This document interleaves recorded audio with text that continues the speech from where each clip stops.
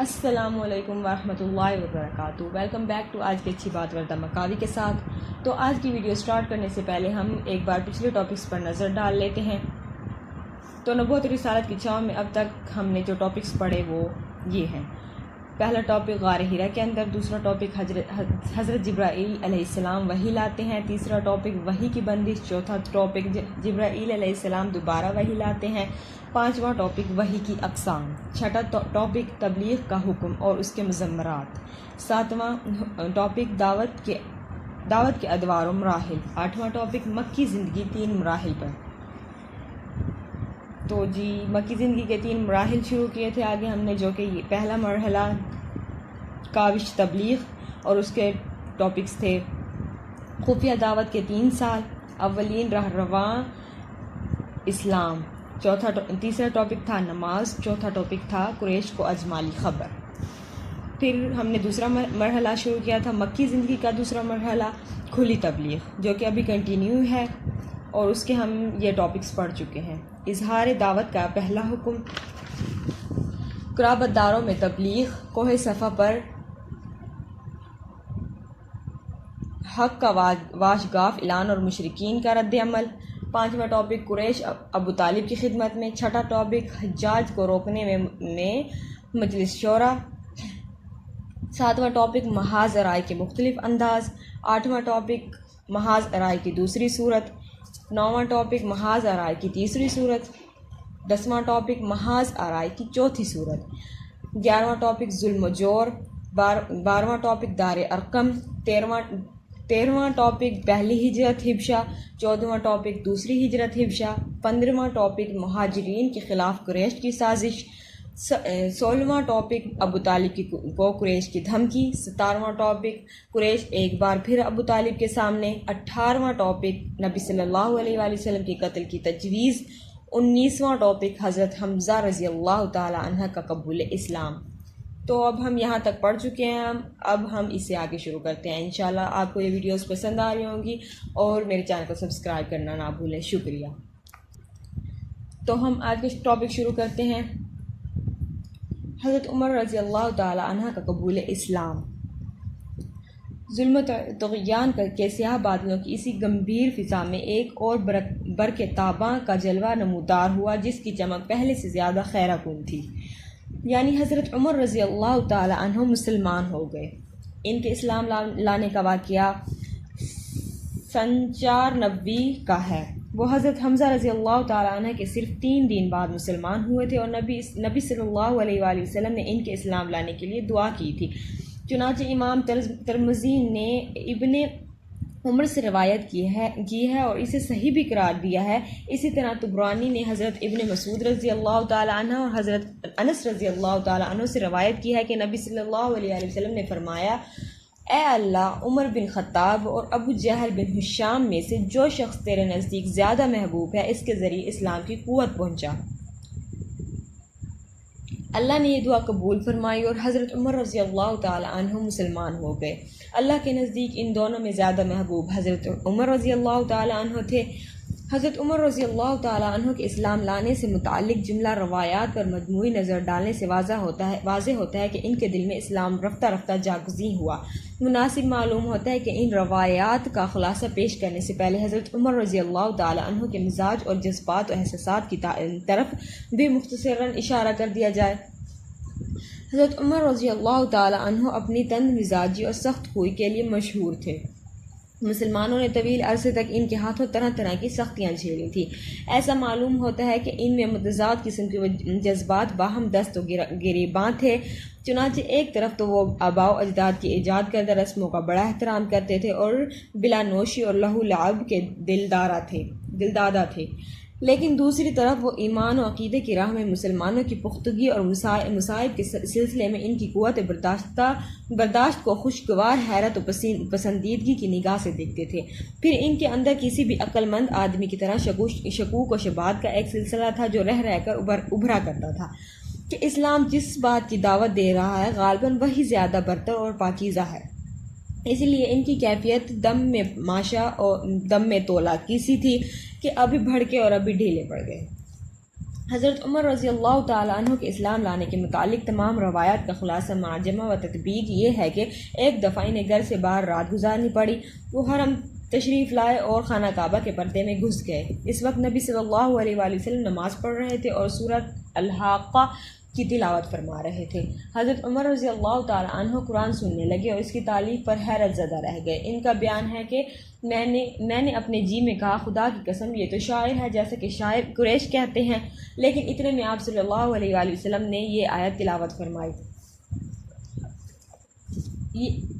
ترجمہ سن لیجئے، یہ ایک بزرگ رسول کا قول ہے، یہ کسی شاعر کا قول نہیں ہے، تم لوگ کم ہی ایمان لاتے ہو۔ حضرت عمر رضی اللہ تعالیٰ عنہ کہتے ہیں میں نے اپنے جی میں کہا او ہو یہ تو کاہن ہے، لیکن اتنے میں آپ صلی اللہ علیہ وآلہ وسلم نے یہ آیت تلاوت فرمائی۔ ترجمہ سن لیجئے، یہ کسی کاہن کا قول بھی نہیں، تم لوگ کم ہی نصیحت قبول کرتے ہو، یہ اللہ رب العالمین کی طرف سے نازل کیا گیا ہے آخر سورت تک۔ حضرت عمر رضی اللہ تعالی عنہ کا یہ بیان ہے کہ اس وقت میرے دل میں اسلام جاگزیں ہو گیا۔ یہ پہلا موقع تھا کہ حضرت عمر رضی اللہ تعالی عنہ کے دل میں اسلام کا بیج پڑا، لیکن ابھی ان کے اندر جاہلی جذبات، تقلیدی عصبیت اور آباء و اجداد کے دین کی عظمت کے احساس کا چھلکا اتنا مضبوط تھا کہ نہاں خانہ دل کے اندر مچلنے والی حقیقت کے مغز پر غالب رہا۔ اس لیے وہ اس چھلکے کی تہ میں چھپے ہوئے شعور کی پرواہ کیے بغیر اپنے اسلام دشمن عمل میں سرگرداں رہے۔ ان کی طبیعت کی سختی اور رسول اللہ صلی اللہ علیہ وآلہ وسلم سے فرق عداوت کا یہ حال تھا کہ ایک روز خود جناب محمد رسول اللہ صلی اللہ علیہ وآلہ وسلم کا کام تمام کرنے کی نیت سے تلوار لے کر نکل پڑے، لیکن ابھی راستے ہی میں تھے کہ نعیم بن عبداللہ الخام عدوہ سے یا بنی زہرہ یا بنی مخزوم کے کسی آدمی سے ملاقات ہو گئی۔ اس نے تیور دیکھ کر پوچھا عمر کہاں کا ارادہ ہے؟ انہوں نے کہا محمد صلی اللہ علیہ وآلہ وسلم کو قتل کرنے جا رہا ہوں۔ اس نے کہا محمد صلی اللہ علیہ وآلہ وسلم کو قتل کر کے بنو ہاشم اور بنو زہرہ سے کیسے بچ سکو گے؟ حضرت عمر رضی اللہ تعالیٰ عنہ نے کہا معلوم ہوتا ہے تم بھی اپنا پچھلا دین چھوڑ کر بے دین ہو چکے ہو۔ اس نے کہا عمر رضی اللہ تعالیٰ عنہ ایک عجیب بات نہ بتا دوں، تمہاری بہن اور بہنوئی بھی تمہارا دین چھوڑ کر بے دین ہو چکے ہیں۔ یہ سن کر عمر غصے سے بے قابو ہو گئے اور سیدھے بہن بہنوئی کا رخ کیا۔ وہاں انہیں حضرت خباب رضی اللہ تعالیٰ عنہ بن عرط سورۃ طٰہٰ پر مشتمل ایک صحیفہ پڑھا رہے تھے اور قرآن پڑھانے کے لیے وہاں آنا جانا حضرت خباب رضی اللہ تعالیٰ عنہ کا معمول تھا۔ جب حضرت خباب رضی اللہ تعالیٰ عنہ نے حضرت عمر رضی اللہ تعالیٰ عنہ کی آہٹ سنی تو گھر کے اندر چھپ گئے۔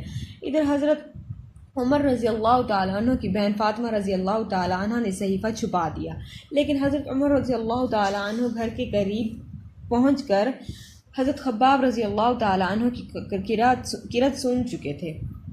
چنانچہ پوچھا کہ یہ کیسی دھیمی دھیمی سی آواز تھی جو تم لوگوں کے پاس میں نے سنی تھی؟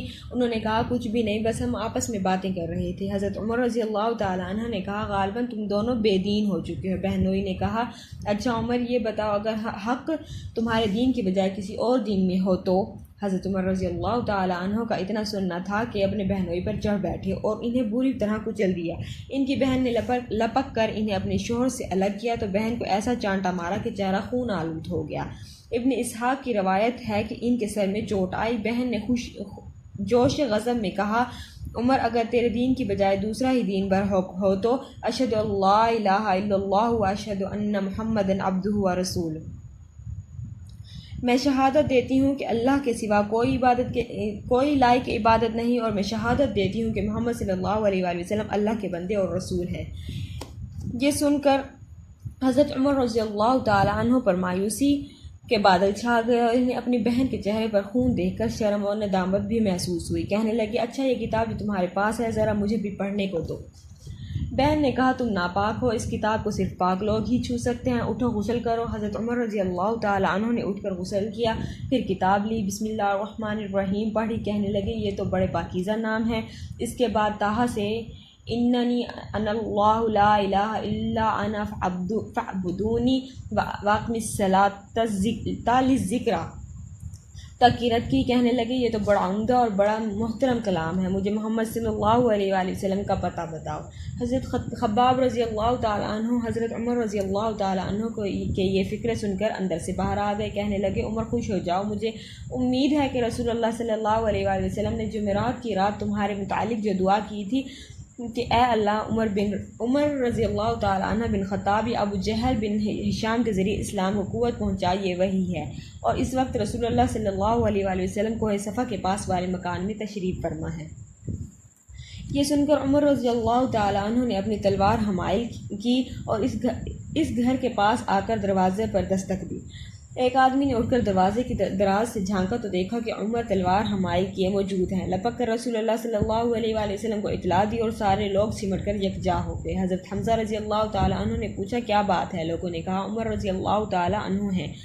حضرت حمزہ رضی اللہ تعالیٰ عنہ نے کہا بس عمر رضی اللہ تعالیٰ عنہ ہے، دروازہ کھول دو۔ اگر وہ خیر کی نیت سے آیا ہے تو اسے ہم خیر عطا کریں گے، اور اگر کوئی برا ارادہ لے کر آیا ہے تو ہم اسی کی تلوار سے اس کا کام تمام کر دیں گے۔ ادھر رسول اللہ صلی اللہ علیہ وآلہ وسلم اندر تشریف فرما تھے۔ آپ صلی اللہ علیہ وآلہ وسلم پر وحی نازل ہو رہی تھی۔ وحی نازل ہو چکی تو حضرت عمر رضی اللہ تعالیٰ عنہ کے پاس تشریف لائے۔ بیٹھک میں ان سے ملاقات ہوئی۔ آپ صلی اللہ علیہ وآلہ وسلم نے ان کے کپڑے اور تلوار کا پر تلا سمیٹ کر پکڑا اور سختی سے جھٹکتے ہوئے فرمایا عمر کیا تم اس وقت تک باز نہیں آؤ گے جب تک کہ اللہ تعالیٰ تم پر بھی ویسی ہی ذلت اور رسوائی اور عبرتناک سزا نازل نہ فرما دے جیسی ولید بن مغیرہ پر نازل ہو چکی ہے؟ یا اللہ یہ عمر بن خطاب ہے، یا اللہ اسلام کو عمر بن خطاب کے ذریعے قوت اور عزت عطا فرما۔ آپ صلی اللہ علیہ وآلہ وسلم کے اس ارشاد کے بعد حضرت عمر رضی اللہ تعالیٰ عنہ نے ہلکا گوشت اسلام ہوتے ہوئے کہا اشہد ان لا الہ الا اللہ وانک رسول اللہ، میں گواہی دیتا ہوں کہ یقیناً اللہ کے سوا کوئی لائق عبادت نہیں، اور یقیناً آپ صلی اللہ علیہ وآلہ وسلم اللہ کے رسول ہیں۔ یہ سن کر گھر کے اندر موجود صحابہ کرام رضی اللہ تعالی عنہم نے اس زور سے تکبیر کہی کہ مسجد حرام والوں تک سنائی پڑی۔ معلوم ہے کہ حضرت عمر رضی اللہ تعالی عنہ کی زور آوری کا حال یہ تھا کہ کوئی ان سے مقابلے کی جرأت نہ کرتا تھا، اس لیے ان کے مسلمان ہو جانے سے مشرکین میں کہرام مچ گیا اور انہیں بڑی ذلت اور رسوائی محسوس ہوئی۔ دوسری طرف ان کے اسلام لانے سے مسلمانوں کو بڑی عزت و قوت، شرف و اعزاز اور مسرت و شادمانی حاصل ہوئی۔ چنانچہ ابن اسحاق نے اپنی سند سے حضرت عمر رضی اللہ تعالی عنہ کا بیان روایت کیا ہے کہ جب میں مسلمان ہوا تو میں نے سوچا کہ مکے کا کون سا شخص رسول اللہ صلی اللہ علیہ وآلہ وسلم کا سب سے بڑا اور سخت ترین دشمن ہے۔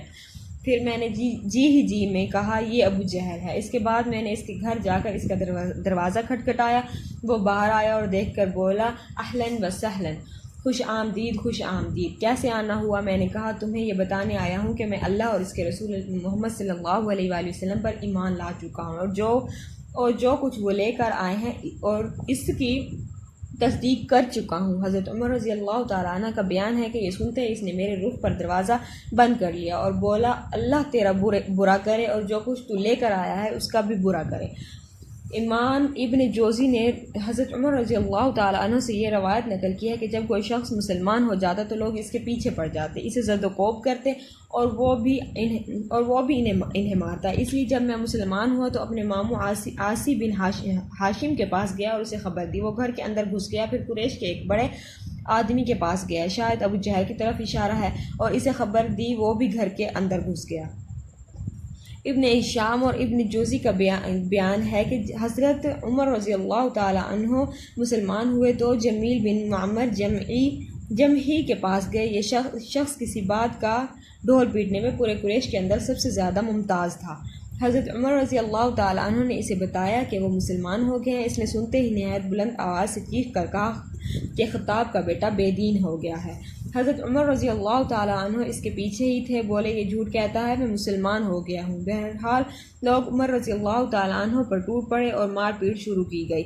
لوگ حضرت عمر رضی اللہ تعالی عنہ کو مار رہے تھے اور حضرت عمر رضی اللہ تعالی عنہ لوگوں کو مار رہے تھے، یہاں تک کہ سورج سر پر آ گیا اور حضرت عمر رضی اللہ تعالی عنہ تھک کر بیٹھ گئے۔ لوگ سر پر سوار تھے۔ حضرت عمر رضی اللہ تعالی عنہ نے کہا جو بن پڑے کر لو، خدا کی قسم اگر ہم لوگ 300 کی تعداد میں ہوتے تو پھر مکے میں یا تم ہی رہتے یا ہم ہی رہتے۔ اس کے بعد مشرکین نے اس ارادے سے حضرت عمر رضی اللہ تعالیٰ عنہ کے گھر پر حلہ بول دیا کہ انہیں جان سے مار ڈالیں۔ چنانچہ صحیح بخاری میں حضرت ابن عمر رضی اللہ تعالیٰ عنہ سے مروی ہے کہ حضرت عمر رضی اللہ تعالیٰ عنہ خوف کی حالت میں گھر کے اندر تھے کہ اس دوران ابو عمرو عاص بن وائل سہمی آ گیا اور وہ دھاری دار یمنی چادر کا جوڑا اور ریشمی گوٹے سے آراستہ کرتا زیب تن کیے ہوئے تھا۔ اس کا تعلق قبیلہ سہم سے تھا اور یہ قبیلہ جاہلیت میں ہمارا حلیف تھا۔ اس نے پوچھا کیا بات ہے؟ حضرت عمر رضی اللہ تعالیٰ عنہ نے کہا میں مسلمان ہو گیا ہوں، اس لیے آپ کی قوم مجھے قتل کرنا چاہتی ہے۔ عاص نے کہا یہ ممکن نہیں۔ عاص کی یہ بات سن کر مجھے اطمینان ہو گیا۔ اس کے بعد عاص وہاں سے نکلا اور لوگوں سے ملا۔ اس وقت حالت یہ تھی کہ لوگوں کی بھیڑ سے وادی کھچا کھچ بھری ہوئی تھی۔ عاص نے پوچھا کہاں کا ارادہ ہے؟ لوگوں نے کہا یہی خطاب کا بیٹا مطلوب ہے جو بے دین ہو گیا ہے۔ عاص نے کہا اس کی طرف کوئی راہ نہیں۔ یہ سنتے ہی لوگ واپس چلے گئے۔ ابن اسحاق کی ایک روایت ہے کہ واللہ ایسا لگتا تھا گویا وہ لوگ ایک کپڑا تھا جسے اس کے اوپر سے جھٹک کر پھینک دیا گیا۔ حضرت عمر رضی اللہ تعالیٰ عنہ کے اسلام لانے پر یہ کیفیت تو مشرکین کی ہوئی تھی، باقی رہے مسلمان تو ان کے احوال کا اندازہ اس سے ہو سکتا ہے کہ مجاہدین نے ابن عباس رضی اللہ تعالیٰ عنہ سے روایت کیا ہے کہ میں نے عمر رضی اللہ تعالیٰ عنہ بن الخطاب سے دریافت کیا کہ اس کس وجہ سے آپ کا لقب فاروق پڑا، تو انہوں نے کہا مجھ سے 3 دن پہلے حضرت حمزہ رضی اللہ تعالیٰ عنہ مسلمان ہوئے، پھر حضرت عمر رضی اللہ تعالیٰ عنہ نے ان کا اسلام لانے کا واقعہ بیان کر کے اخیر میں کہا پھر جب میں مسلمان ہوا تو میں نے کہا اے اللہ کے رسول صلی اللہ علیہ وآلہ وسلم کیا ہم حق پر نہیں ہیں، خواہ زندہ رہیں خواہ مریں؟ آپ صلی اللہ علیہ وآلہ وسلم نے فرمایا کیوں نہیں، اس ذات کی قسم جس کے ہاتھ میں میری جان ہے، تم لوگ حق پر ہو اور خواہ زندہ رہو خواہ موت سے دوچار ہو۔ حضرت عمر رضی اللہ تعالیٰ عنہ کہتے ہیں کہ تب میں نے کہا پھر چھپنا کیسا، اس ذات کی قسم جس نے آپ صلی اللہ علیہ وآلہ وسلم کو حق کے ساتھ مبعوث فرمایا ہے، ہم ضرور باہر نکلیں گے۔ چنانچہ ہم 2 صفوں میں آپ صلی اللہ علیہ وآلہ وسلم کو ہمراہ لے کر باہر آئے، ایک صف میں حمزہ رضی اللہ تعالیٰ عنہ تھے اور ایک میں تھا۔ ہمارے چلنے سے چکی کے آٹے کی طرح ہلکا ہلکا غبار اڑ رہا تھا، یہاں تک کہ ہم مسجد حرام میں داخل ہو گئے۔ حضرت عمر رضی اللہ تعالیٰ عنہ کا بیان ہے کہ قریش نے مجھے اور حمزہ رضی اللہ تعالیٰ عنہ کو دیکھا تو ان کے دلوں پر ایسی چوٹ لگی کہ اب تک نہ لگی تھی۔ اسی دن رسول اللہ صلی اللہ علیہ وآلہ وسلم نے میرا لقب فاروق رکھ دیا۔ حضرت ابن مسعود رضی اللہ تعالیٰ عنہ کا ارشاد ہے کہ ہم خانہ کعبہ کے پاس نماز پڑھنے پر قادر نہ تھے، یہاں تک کہ حضرت عمر رضی اللہ تعالیٰ عنہ نے اسلام قبول کیا۔ حضرت صہیب بن سنان رومی رضی اللہ تعالیٰ عنہ کا بیان ہے کہ حضرت عمر رضی اللہ تعالیٰ عنہ مسلمان ہوئے تو اسلام پردے سے باہر آیا، اس کی اعلانیہ دعوت دی گئی، ہم حلقے لگا کر بیت اللہ کے گرد بیٹھے، بیت اللہ کا طواف کیا اور جس نے ہم پر سختی کی اس سے انتقام لیا اور اس کے بعض مظالم کا جواب دیا۔ حضرت ابن مسعود رضی اللہ تعالیٰ عنہ کا بیان ہے کہ جب حضرت عمر رضی اللہ تعالیٰ عنہ نے اسلام قبول کیا تب سے ہم برابر طاقتور اور باعزت رہے۔ جزاک اللہ خیراً کثیرا، امید ہے آپ کو یہ ویڈیوز اچھی لگ رہی ہوں گی۔ اگر میں کسی پوائنٹ پہ کچھ بھی غلط پڑھتی ہوں یا کچھ بھی غلط بول دیتی ہوں تو آپ سے گزارش ہے میری غلطی کامنٹس میں ضرور بتایا کریں تاکہ میں آئندہ ایسی غلطی نہ کر سکوں۔ بہت شکریہ۔